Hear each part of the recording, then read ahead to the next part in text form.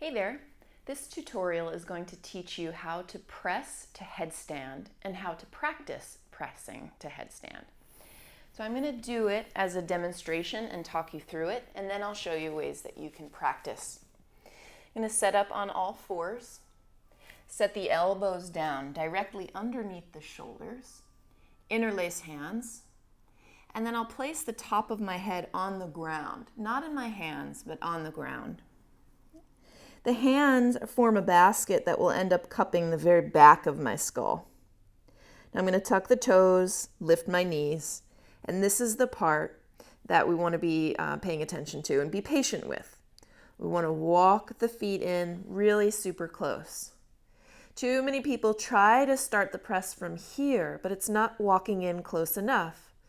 You want to try to get your hips above the level of your shoulders. In other words, above the level of your head.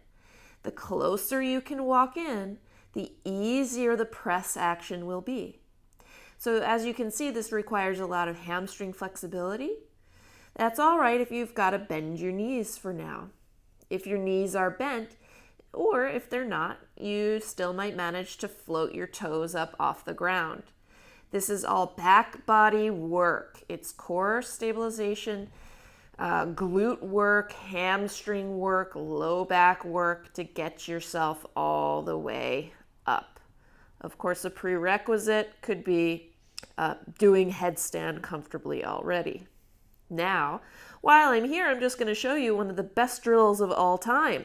If you're in headstand, whether you're at the wall or away from the wall, the best way to practice pressing up is to lower down. See how slowly you can go. Now watch my hips. My hips aren't coming out toward the bottom of the mat. They're going to stay above the level of my shoulders and maybe even pitch beyond the shoulders. That's got to happen for counterweight. Now here again, it requires a lot of hamstring flexibility, so it's all right if you've got to bend your knees. Notice if there's any point, take it slow. Notice if there's any point where you start to lose the strength. And if you do, if you drop to the mat, that means that that is the range of motion that you want to keep practicing in. It's not a failure, it just means you're going to hang out in whatever range of motion. Practice it over and over and over again, and little by little, the strength is built. Okay? So we'll take this to the wall. At the wall, you want to give yourself some space because remember, the hips went above the shoulders. So if you're too close to the wall, it's not going to work. I recommend a forearm distance away. Come in. Tuck toes, lift the knees, walk yourself in even closer than you think you have to. You might begin to notice that this is a strain on your neck, okay? Or you might feel like you're losing strength. So if that's the case, hang out right here, breathe at least 3 breaths. Make sure that you're strong and comfortable here before you try anything new. Notice that there's a little compression. I don't know if you can see it, but my thighs are pressing up against my belly and rib cage.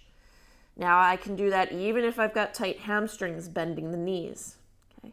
So let's say I'm at the wall. First way to practice is to bend the knees and try to bring your heels up. Okay. If that's gone well, then of course you float up, but if it's too easy, you probably won't be watching this tutorial.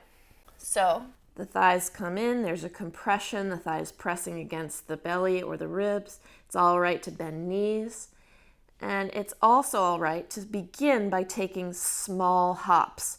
The thing is, you want to be taking the smallest hops you can, because if you take a big, giant hop, none of that was engaging the muscle that needed to be engaged. I recommend a little flick of the ankle, a flick of the foot. See if you can do it not from your knees, but from your ankles and feet. So 1, 2, 3, flick. 1, 2, 3, flick. 1, 2, 3, flick. Make sure it's all okay in your neck. Let your hips travel up and over, and then the legs will reach all the way up. Okay. Lower Lowering is the best practice of all.